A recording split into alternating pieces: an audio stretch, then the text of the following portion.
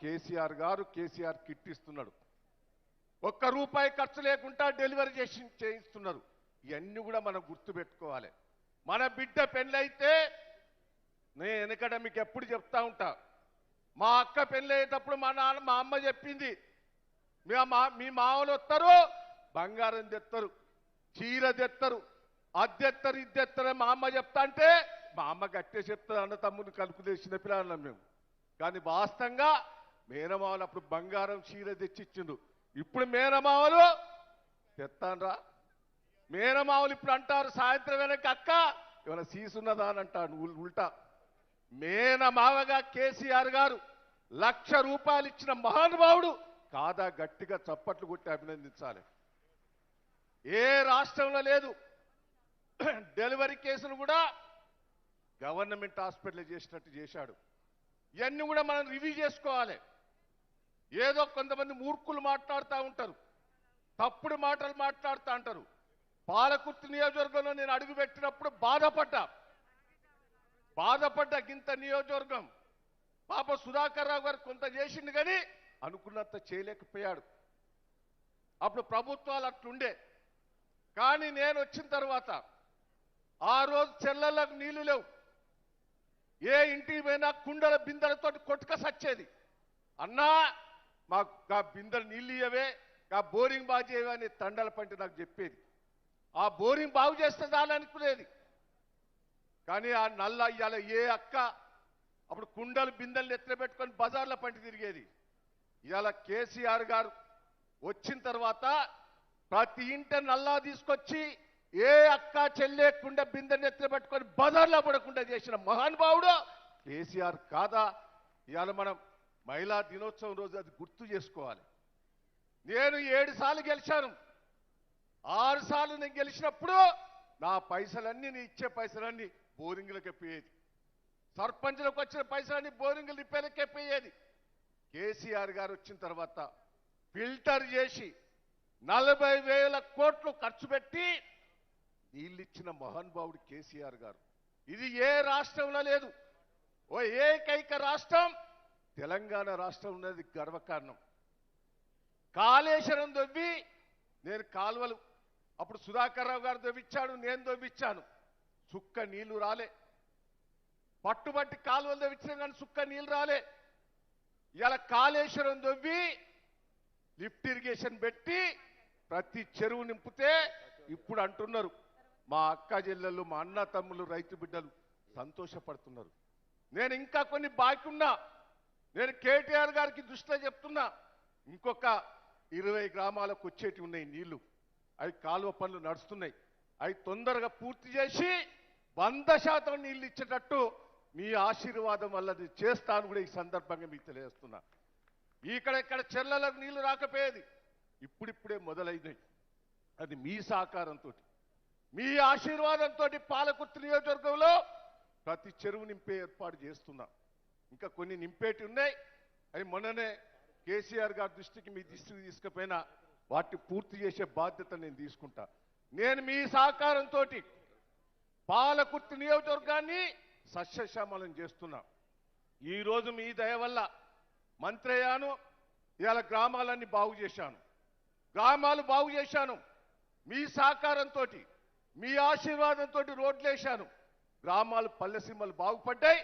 మీ ఆశీర్వాదంతో అన్ని గ్రామ పంచాయతీ తండలు చేసుకొని ఏ సర్పంచి మా రాజ్యం అని ఎట్లయితే గిరిజనులు అనుకునేదో ఆ రాజ్యం ఈరోజు తీసుకొచ్చినామని కూడా ఈ సందర్భంగా మీకు తెలియజేస్తున్నా. ఆ రాజ్యాన్ని తీసుకురావటమే కాదు, నేను ఇంకో విషయం కూడా చెప్తున్నా. డెవలప్మెంట్ బాగా చేశాం, మీ సహకారంతో చేశాం. ఇవాళ తొర్రూరు మున్సిపాలిటీ కూడా మీ సహకారంతో 125 కోట్లు ఖర్చు పెట్టి తొర్రూరు పట్టణం బాగైంది. ఇంకా కావాలి, తొర్రూరు పట్టణం ఇంకా కావాలి. ఇంకా ఆడ మార్కెట్ ఆఫీస్ కావాలి. మార్కెట్ ఆఫీస్ అయింది. తొర్రూరు మున్సిపాలిటీకి ఆఫీస్ లేదు. తొర్రూరు మున్సిపాలిటీ అండర్ డ్రైనేజ్ లేదు. ఆడ ఒక చెరువు ఉన్నది, మినీ ట్యాంక్ బండ్ చేయాలి. కొన్ని చిన్న చిన్న పనులు ఉన్నాయి. మీరు చేయబట్టే ఇలా తొర్రూరు పట్టణం చాలా బాగా అవుతున్నాయి. చాలా సంతోషపడుతున్నా. నేను మొదటిసారి ఎమ్మెల్యే అయినప్పుడు తొర్రూరు నుంచి పోయేటోళ్ళు నన్ను ఫోన్ చేసి తొర్రూరు ఎట్టున్నదయ్యా అని నన్ను తిట్టేది. ఇప్పుడు ఫోన్ చేసి బా తొర్రూరు ఎట్ట బాగు చేసినామని ఇలా గొప్పగా పొగుడుతున్నారని కూడా ఈ సందర్భంగా మీకు తెలియజేస్తున్నా. ఇంకా చేయవలసింది ఉన్నది. మీ దయవల్ల మేము చేసుకున్నాం. ఇంకా మీ ఇలా వచ్చిందంటే మాకేమైనా వరాలు ఇస్తారనే నమ్మకం మాకున్నది.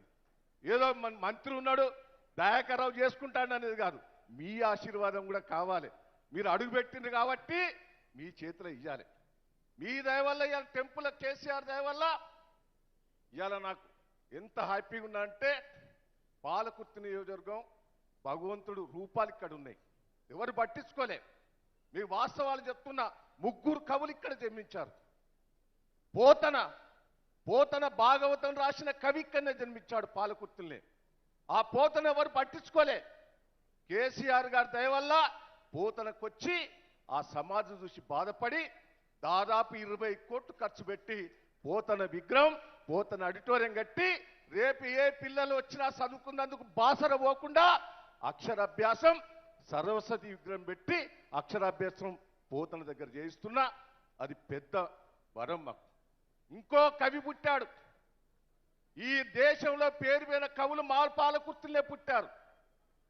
వాల్మీకి 3500 సంవత్సరాల కింద వాల్మీడిలా వాల్మీకి రామాయణం రాశాడు.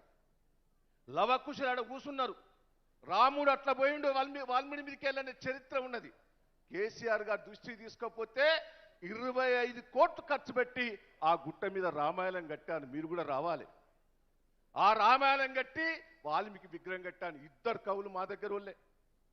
ఇంకొక ఆయన తెలుగులో అనువాదం చేశాడు, పాలకుర్తి సోమనాథుడు. మీ చేతుల మీదనే మన కేసీఆర్ గారి దృష్టికి తీసుకపోతే 25 కోట్లతోటి హరిత హోటల్ మంజూరు చేశాడు మా పాలకుర్తిలా. మేము బాగా చేసుకుంటున్నాం మీ ఆశీర్వాదం వల్లనే. బాగా ఇంకా కొన్ని చేసేటి ఉన్నాయి. మీరు ఇంతకుముందే చెప్పారు, మా దగ్గర పద్మశాలి బిడ్డలు ఎక్కున్నారు, గిరిజన బిడ్డలు ఎక్కున్నారు, ఎస్సీ బిడ్డలు ఉన్నారు ఎక్కున్నారు. ఎస్సీ బిడ్డల గురించి కూడా మీరు దళిత బంధు ఏర్పాటు చేశారు. మా గిరిజన బిడ్డల కోసం ఆరాధ్య దైవం. ఎవరు ఆరాధ్య దైవం? ఎవరు వినబడతలేదు? సేవాలాల్. మీ ఆశీర్వాదంతో సేవాలాల్ ఆడిటోరియం కూడా, సేవాలాల్ విగ్రహం కూడా పాలకుర్తిలో పెద్దది కడుతున్నా. మా సత్యవతక్కే ఓపెన్ చేసింది పెద్దది సేవాలాల్ మందిరం కడుతున్నా. 4 కోట్లతోటి 10 కోట్ల దాకా పోతున్నది. ఇవన్నీ కూడా మీ ఆశీర్వాదంతో చేస్తున్నా. నేను ఒకటే మిమ్మల్ని అందరినీ కోరే, పద్మశాలి బిడ్డలు కూడా మా దగ్గర వేరే దేశాలకు వేరే రాష్ట్రాలకు పోయి బతుకుతున్నారు. Highest caste. మేము ఎప్పటి చెప్పుకోలే, పద్మశాలి బిడ్డలు చేనేత కార్మికులు మా ఏరియాలో బాగుంటారు.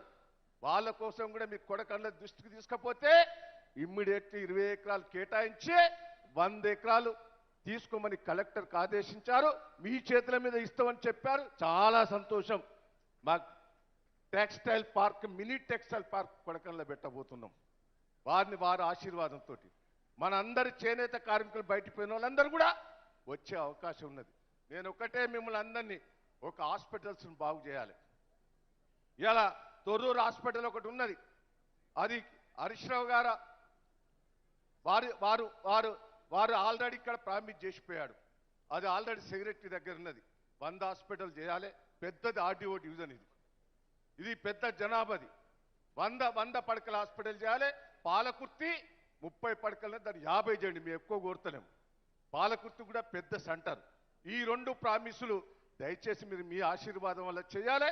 తొర్రూరు మున్సిపాలిటీ అది మీ చేతుల మీద ఉన్నది, తప్పకుండా చేయండి. నేను ఒకటే, మా మహిళా అక్కా చెల్లెలు ఉన్నారు, మీ ఆశీర్వాదం ఉంటే ప్రతి ఊర్లే మహిళా బిల్డింగ్లు కట్టించే ఏర్పాటు చేస్తాను కూడా ఈ సందర్భంగా. మీ ఆశీర్వాదంతో గట్టిగా చప్పలు కొట్టారా? మా డబ్బులు ఇవ్వకపోతే నేను కట్టలేను. ప్రతి ఊళ్ళే మహిళా సంఘాల బిల్డింగ్ కట్టిస్తాం. ఈ రోజు వారి చేతుల మీద ఎంత అదృష్టం అంటే, ఇక్కడ మీటింగ్ పెట్టుతోటే ఫైనాన్స్ వాళ్ళతోటి కేసీఆర్ గారు ఆదేశించి మన వడ్డీ లేని రుణాలు ఎన్నో రోజుల బట్టి మనకు పెండింగ్ ఉన్నది. అది కరోనా చేయబట్టి మనకి ఇన్ని రోజులు ఆదాయం లేక ఇబ్బంది పడ్డాం. ఈ కరోనా ఉన్న ఈ వడ్డీ లేని రుణాలను ఎంబడే ముఖ్యమంత్రి గారు దృష్టి కేటీఆర్ గారు హరీష్ రావు గారు తీసుకుపోయి ఈరోజు 750 కోట్లు మనకి ఇయ్యట. గట్టిగా చప్పలు కొట్టాలి. వడ్డీ లేని రుణాలు. చేతులు మోగుతలేవు. మీకోసం మేము తినకుండా కూర్చున్నాం, మీరు తిని కూర్చున్నారు. తేడా చూపెట్టరా? మాకో ఆకలి అవుతుంది, మాకు ఆడ అక్క చెల్లెలే సప్పుడు చేస్తలేదు, మంచిగా ఉన్నారు. నా ఏమనుకుంటాడు కేటీఆర్ గారు? ఆడ సభకు పోతే ఇంత మునుపో ఏనుగాళ్ళు పర్వత ఇరిపోయిండు, ఆడ ఇట్లా ఉన్నారు మహిళలు, ఆడ ఉత్సాహంగా ఉన్నారు. మీరు డల్లుగా ఉంటారు. గట్టిగా సభలు కొట్టాలి, వినబడాలి. ఇక లేడీసా మొగోళ్ళు అనొద్దు, మా అక్క చెల్లెలు అనాలి. నేను ఒక్కటే మిమ్మల్ని అందరినీ రిక్వెస్ట్ చేస్తున్నా, వారి ఆశీర్వాదంతో తప్పకుండా చేస్తా. వారు ఇవాళ మీకోసం నేను చెప్తున్నా, అవన్నీ పోస్ట్ పోన్ చేసి అవన్నీ తర్వాత చేద్దాం, మా అక్క చెల్లెలకు లేట్ చేయొద్దనే ఉద్దేశంతో వచ్చారు. ముఖ్యంగా మన ఆడబిడ్డ సత్యవతమ్మ వచ్చింది, మన గిరిజన మంత్రి. మనకు గిరిజనులకు